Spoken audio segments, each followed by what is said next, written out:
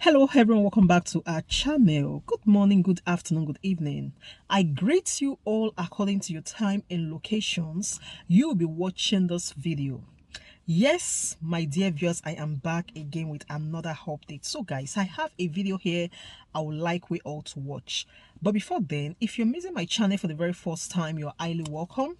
Please kindly do well to like, share and subscribe. Leave your thought on the comment section. Let us know what you think about this video and I will see you towards the end. This thought with you this morning. They said a society that, is more or less being united by corruption can be sickening, very sickening. The only succor there is that no amount of how falsehood holds sway.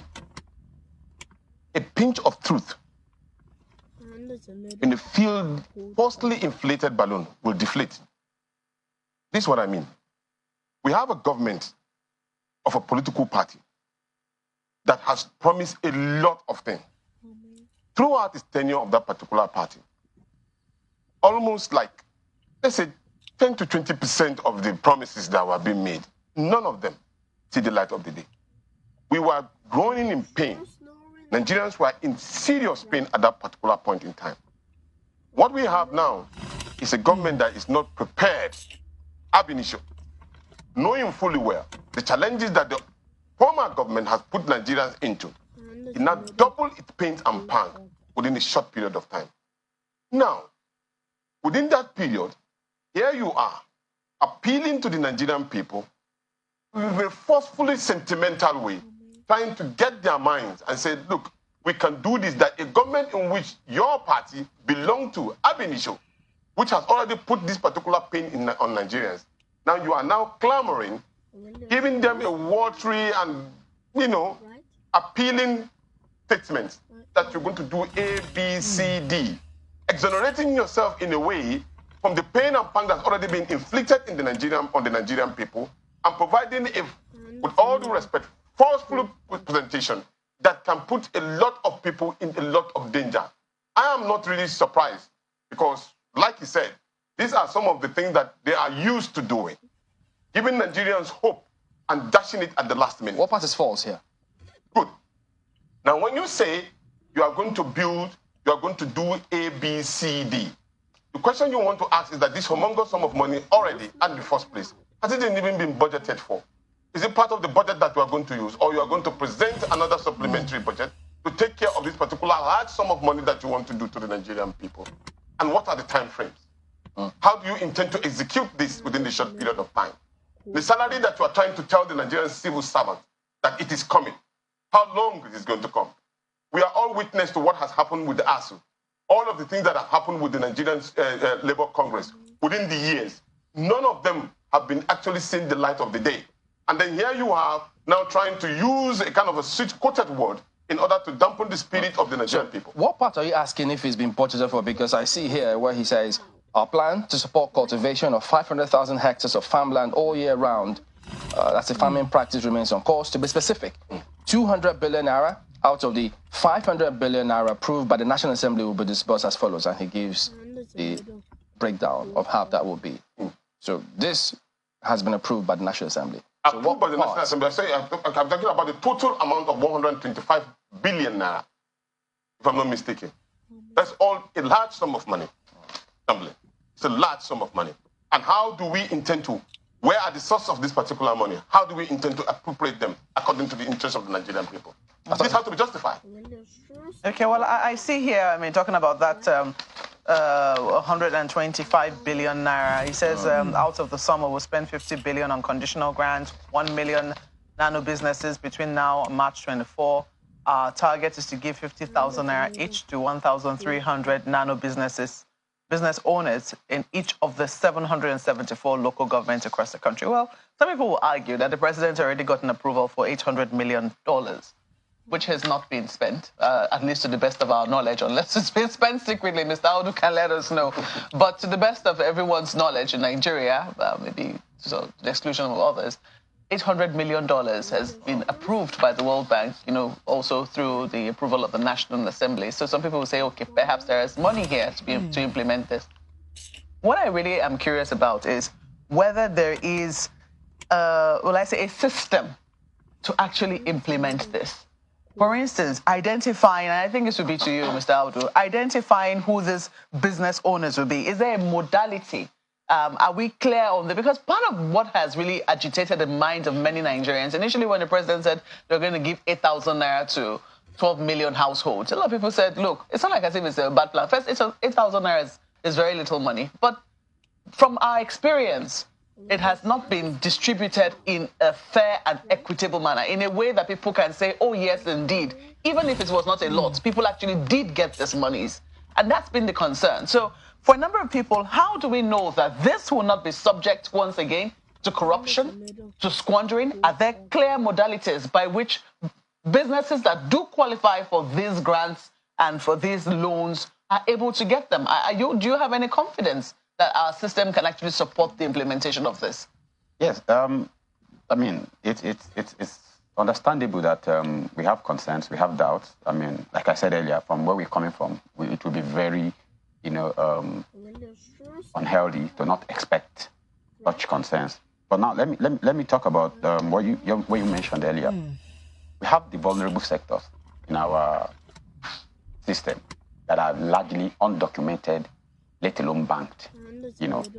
However, if we are systematic and we are being scientific, we understand the fact that in every community, no matter how rural, we have your rural, semi-rural, semi-urban, then urban.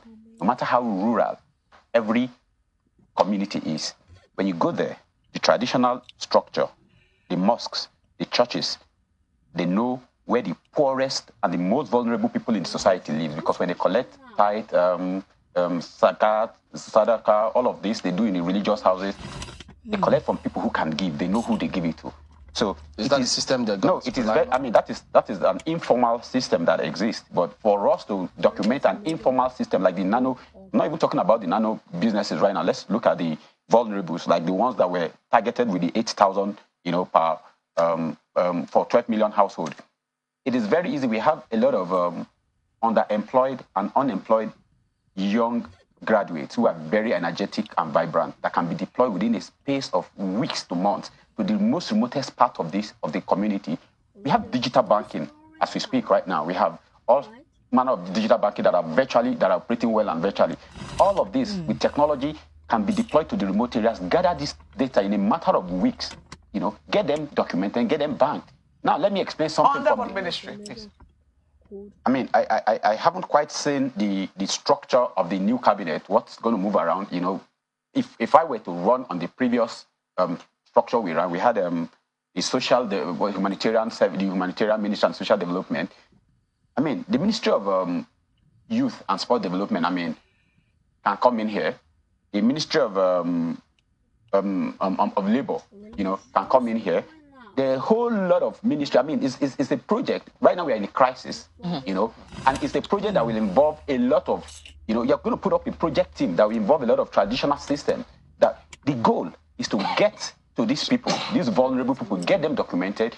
Now, 12 million household, I mean, even though that's being reviewed as we speak, 12 million household, if we look at the average membership of a household in such vulnerable areas, we look at 2 to 3 per household. I don't want to dwell on that because it's been reviewed, so we never can tell. Okay, now let's go back to the 50 billion on conditional grant to 1 million nano businesses. Good. Between now and March 2024. Good. But you sound as though there isn't any concrete plan yet. No. To implement this.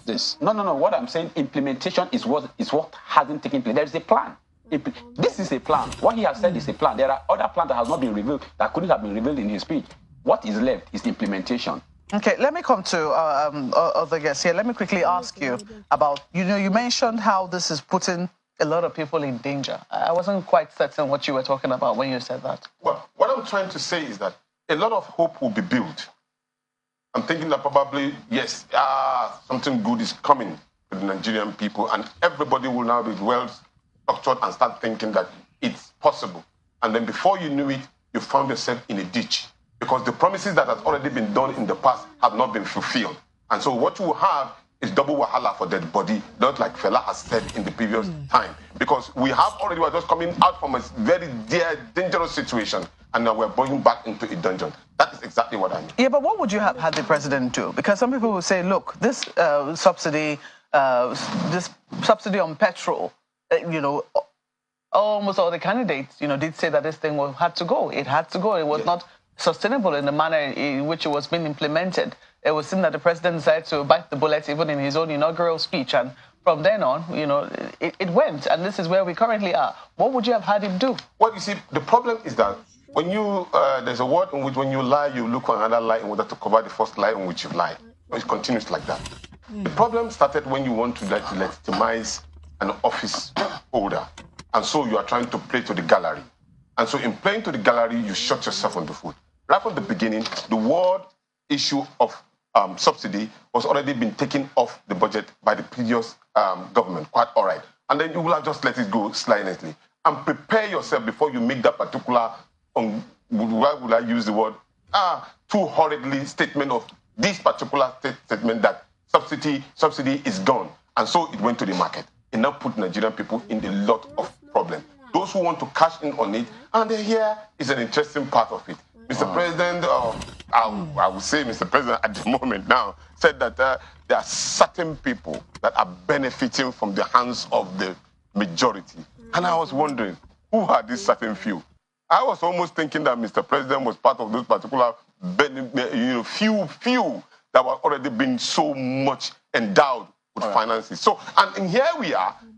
How can you create, because most of the thing that goes for Mr. President on a sentiment basis was that he is a builder of men, he build individuals. And so those particular same individual, he's the one that is going to shoot on the foot and saying that they are the ones that are in charge of certain money belonging to the few majority. It doesn't, there's no correlation in these two. Okay. Because to us, we feel that they are the same people. So before we head to Nigeria in this particular strenuous situation. Okay, I'm going to bring Aliyu and then Dr. Pierce in Lagos, but just a minute. Dr. Stanko, does he help in any way? Because, yes, you mentioned the president's statement about fuel subsidy, how several people took advantage of it. But if you look at his speech yesterday, where he says the preceding administration saw this looming danger as well. Indeed, it made no provision in the 2023 appropriations for subsidy after June this year. So he seems to have corrected himself, having recognized what transpired last time out. So does this count for something? Probably the way he came across this time, that particular way. He only acknowledged the fact that he's aware that the former government has already actually removed that. Which some people say that is what he should have said in his inaugural day and not exactly. That's why what I said, you should have just like been even silent with it. Already it has been established. All you needed to do is go back to the drawing board and plan on how you intend to implement good, palliative or way in which Nigerian people can survive on the old situation. Okay, pardon me jumping. Mr. Ali, when he says, look, these few people cannot keep benefiting their elites, and so they have to take away the subsidy and then do certain things. So his narrative, his point is, are these so-called elites or whoever they are they ghosts? Why can't they be apprehended? So if subsidy is meant for the people and these other folks are diverting it, why don't you deal with the problem? It's a corruption problem and not a subsidy problem, some argue. All right. Let me quickly say this, that, Mr. President was very specific in his, I'm particularly impressed with the choice of words in the whole of the speech yesterday. When he mentioned elite, he didn't just say elite, he said elite of the elite. And let's get something right. They're not, but why can't they be arrested? Mr. Chamberlain, you and I remember sometime about 10, 11 years ago, when the subsidies come in, the House of Reps came up, when certain individuals, certain billionaires were fingered. So guys, thank you so much for watching. What do you think about this video? Please kindly drop your opinion down below. I'll see you in my next one. Bye for now.